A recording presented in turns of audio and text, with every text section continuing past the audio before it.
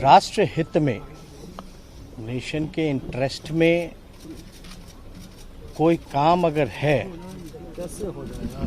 और हम सब पूरे बिहार के लोग 10 पार्टियां हैं मिलकर के आए हैं, क्योंकि ये ऐसा काम है, ऐतिहासिक काम होने जा रहा है, होगा जिससे जो देश के गरीब हैं, जो अंतिम पैदान पे खड़ा जो व्यक्ति है, उन सबको लाभ इसका मिलेगा।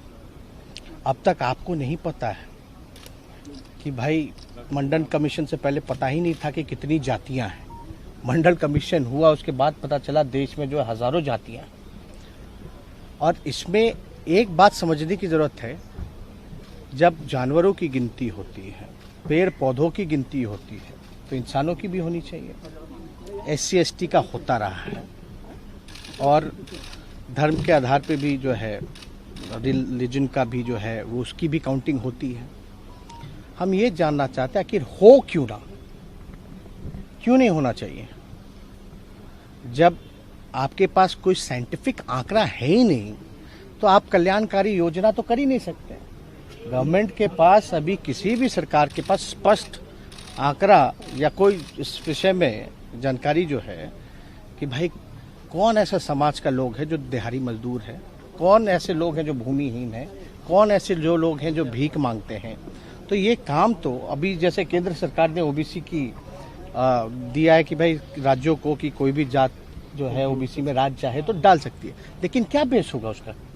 तो आंकड़े आपके पास होंगे तब तो आप तय कीजिएगा, तब आप किया जाएगा। और इसमें सब लोग, एक तो ऐतिहासिक काम हुआ और पहली बार हमको लगता है कि किसी राज्य के द्वारा सभी पार्टियां, जिसमें BJP भी इंक्लूडेड है, उन सब ने मिलकर के जो है 2 बारी बिहार विधानसभा से पारित किया गया। तो अब प्रश्न जब पूछा गया पार्लियामेंट में, तो बोला गया कि कोई पॉलिसी नहीं। लेकिन आपको भी पता है, आदरणीय लालू जी, मुलायम सिंह जी, UP के सरकार में, मनमोहन जी के समय में जातीय, शैक्षणिक और आर्थिक जनगणना हुई थी। लेकिन उसके आंकड़े जब केंद्र सरकार जो भी रहे, उसके बाद स्पष्ट जो जानकारी हम लोगों को नहीं मिली, ये बताया गया कि भाई करप्ट हो गया है डेटा। और हम लोगों ने कई बातें रखी कि भाई कैसे इंटरेस्ट में है, और ये भी बात की कि इसका कोई विरोध नहीं करता। अगर जातीय जनगणना से उन्माद फैलेगा, जातिवादी कहलाओगे, तो धर्म की भी गिनती नहीं होनी चाहिए। क्यों गिन रहे? तब तो धर्म में भी जो है आपका राइट होगा।